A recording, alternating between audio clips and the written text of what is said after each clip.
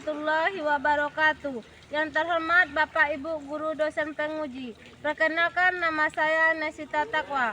Saya adalah mahasiswa PPG dalam jabatan BEK 2 dari LPTK Universitas Syekh M. Jamil Jambe Bukit Tinggi dengan program studi Pendidikan Agama Islam dengan nomor induk mahasiswa 21124229. Pada hari ini, Rabu tanggal 29 Januari 2025, saya melaksanakan praktik pembelajaran real dan perekaman video pembelajaran di kelas 11 fase F2 di Sekolah SMAN 1 Ranah Pesisir dengan materi adab menggunakan media sosial dengan mengaplikasikan model pembelajaran problem understanding. Berikut adalah video praktek pembelajaran yang sudah saya lakukan.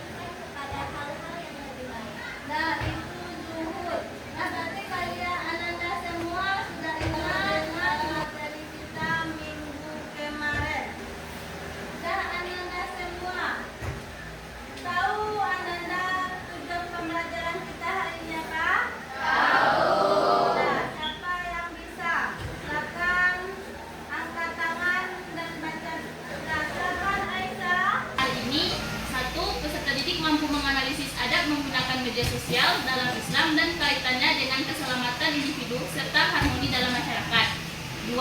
Peserta didik mampu mengevaluasi konten di media sosial dengan mengidentifikasi mana yang sesuai dengan adab Islami, serta memberikan alasan untuk memilih atau menolak suatu konten berdasarkan ajaran Islam.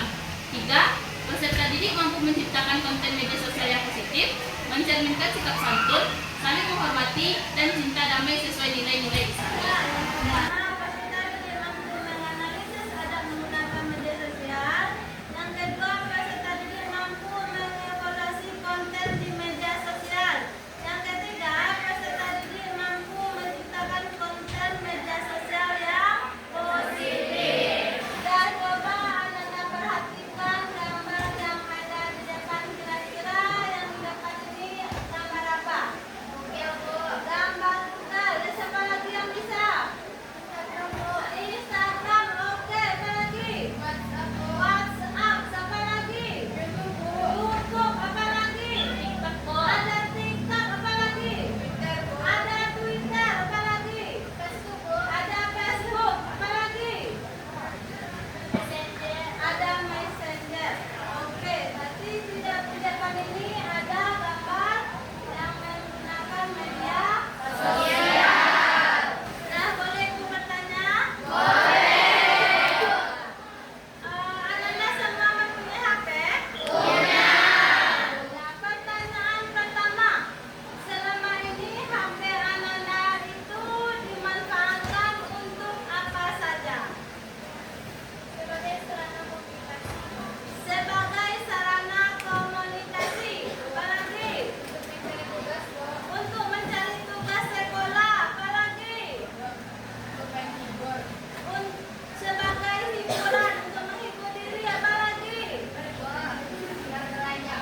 Untuk berbelanja online. Bagus. Apalagi?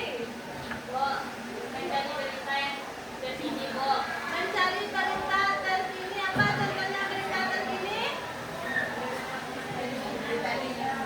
Palestina sudah merdeka. Oke, pertanyaan yang kedua. Selama ini media sosial apa saja yang Anda ikuti? Ada Instagram, apa lagi? TikTok, YouTube, WhatsApp, Facebook. Tapi di antara media sosial yang paling kalian ikuti apa? TikTok. Bisa menghibur, apa lagi? Banyak informasi, apa lagi kelebihan TikTok? Mengembangkan bakat dan minat. Nah, pertanyaan Ibu yang ketiga. Dari media sosial yang Anda ikuti, apa manfaat dan dampak negatifnya? Siapa yang bisa? Dari media sosial yang Anda ikuti itu, apa manfaat dan dampak negatifnya? Kira-kira manfaatnya apa? Ya. Nah, untuk menambah pengetahuan, siapa lagi? Ya, Rizka? Sebagai sarana pembelajaran. Nah, kira-kira dampak negatifnya apa?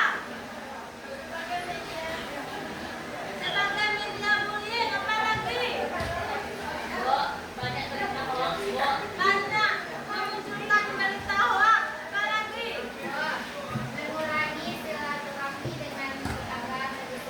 Nah, dapat mengurangi silaturahmi dengan tetangga yang ada di sekitar kita.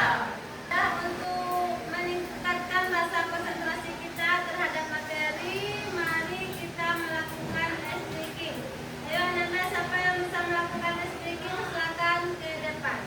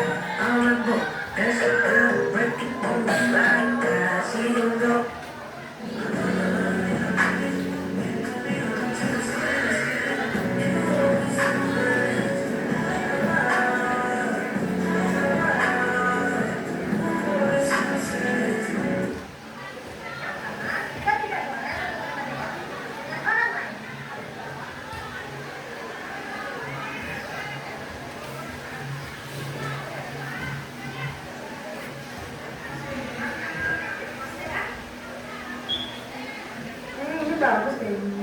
Terus ini apa?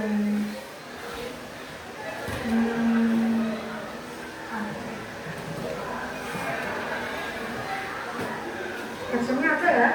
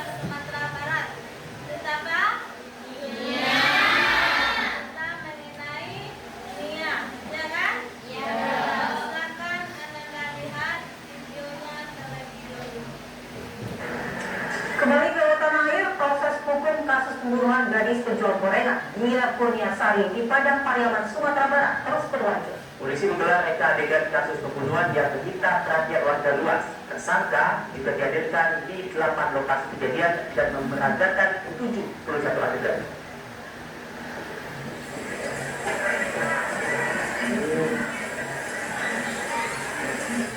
Melihat sekali lagi secara langsung dilakukan setiap cocokkan keterangan tersangka dan saksi dengan kondisi di lokasi kejadian. 8 TKP yang sudah kita rekonstruksikan dengan 71 adegan di total keseluruhan.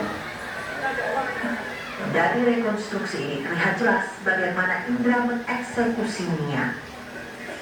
Si pecandu narkoba tersebut mencekik korban dari belakang hingga membunuhnya dengan jeratan tali rafia. Indra bukan satu-satunya tersangka dalam pembunuhan ini. Ada paman Indra yang membantu sang pembunuh melarikan diri saat perburuan terhadap Indra dimulai. Indra tak hanya membunuh Nia Kurniasari, ia juga memperkosa gadis tak berdosa itu sebelum menguburkan jenazahnya di bawah guyuran hujan 6 September lalu. Setelah itu, Indra menghilang dan rupa-rupanya ia menghilang dengan bantuan sang paman. Sekarang Ananda, ibu suruh kalian Ananda mencari, membuat tugas, mengamati berbagai konten yang ada di media sosial. Kontennya itu konten yang sekarang trending topik. Dan silakan kalian buat di LKPD yang sudah ibu sediakan ini. Nah, sekarang ibu bagi menjadi 4 kelompok. 1, 2, 3, 4, 5, 6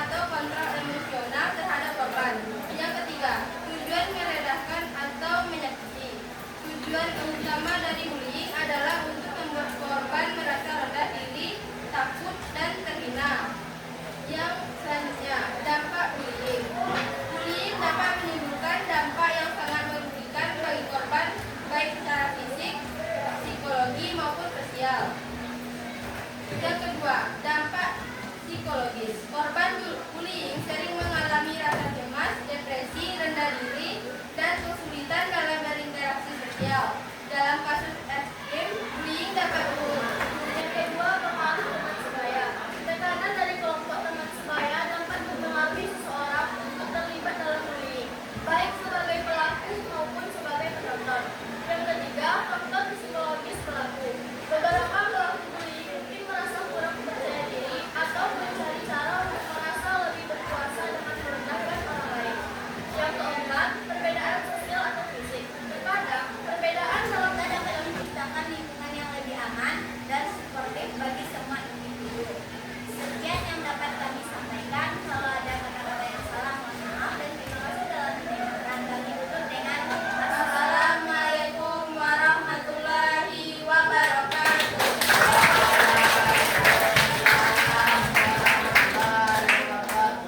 Tadi kelompok 2 membahas tentang apa? Hoax. Berarti hoax tidak boleh kita lakukan. Sekarang anak-anak semua lihat temannya. Tolong lihat temannya berhadapan dua-dua. Lihat temannya. Silakan lihat temannya. Lalu letakkan tangannya di atas pundak kedua temannya.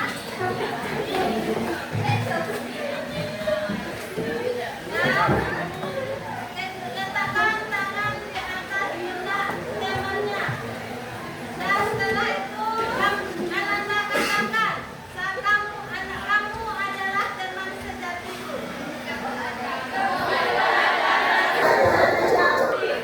Lalu kedapkan giginya.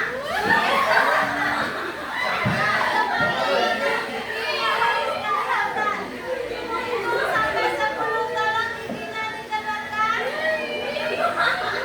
Tolong giginya dikedapkan. Lalu katakan, kamu adalah idolaku.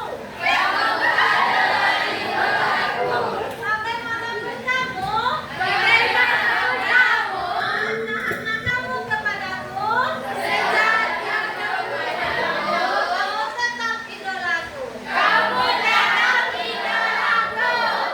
Tegakkan senyum terbaik kamu terhadap sahabatmu.